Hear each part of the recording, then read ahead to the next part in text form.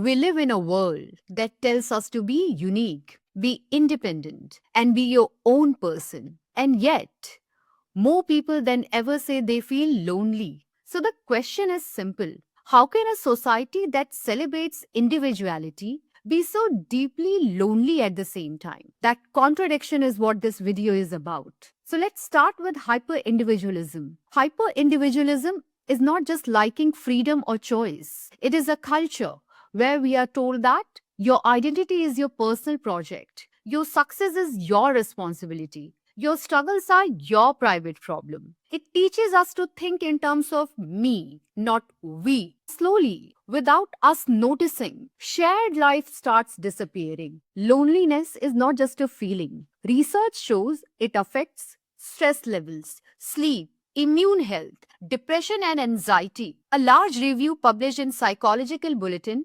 shows that chronic loneliness increases the risk of early death. Another body of research shows something important. Loneliness changes how the brain works. When people feel lonely, they see others as more threatening. They trust less. They withdraw more. So, loneliness creates more loneliness. This is not weakness, it's biology. Here is the key idea: belonging needs reputation, obligation, and mutual dependence. Hyper individualism removes all three. Relationship become optional, transactional, easy to exit. You can leave without anyone noticing. And when your absence does not matter, your presence never fully does either. So, who benefits from all this? Now comes the uncomfortable part.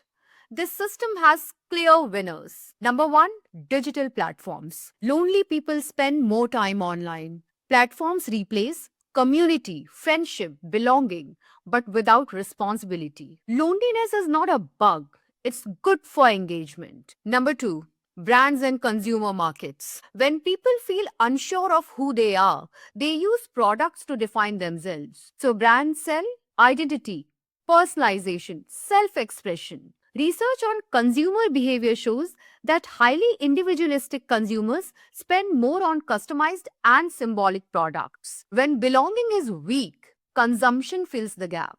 Number three, work systems. Modern work pushes flexibility, hustle, and self reliance. If everything is framed as personal choice, insecurity looks like failure, burnout looks like weakness. Collective protection disappears. Who pays the price? Individuals do, communities do, mental health systems do. Civic life weakens. And ironically, even brands suffer long time because hyper individualist consumers are less loyal, more volatile, easier to lose. Who is to blame? There is no single villain, but responsibility sits in three places. Number one, economic systems that reward speed over stability. Number two, cultural stories that glorify independence and silence interdependence.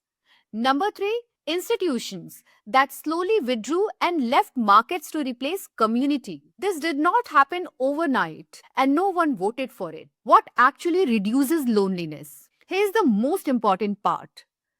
Loneliness is not solved by talking about feelings. It is solved by design. What does not work? One-off events, networking nights, awareness campaigns, brand communities with no obligation. They create stimulation, not safety. What actually works? There are five patterns that consistently reduce loneliness. Number one, repeated proximity. Seeing the same people again and again. You do not need deep conversation. You need recognition. Number two, light dependence, being mildly useful to others.